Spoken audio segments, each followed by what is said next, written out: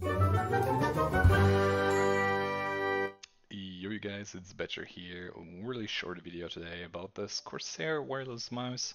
Has some RGB lighting as well going on, which looks decent. Not something super crazy though, just focusing on the logo. Everything else is without RGB, which is not necessarily bad. I'm actually digging that. I'd rather have less flashy stuff going on and have a clean look here.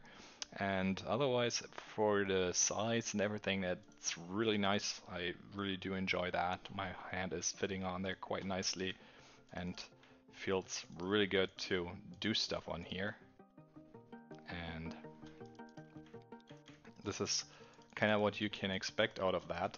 So yeah, feel free to check it out and maybe you're liking it as well.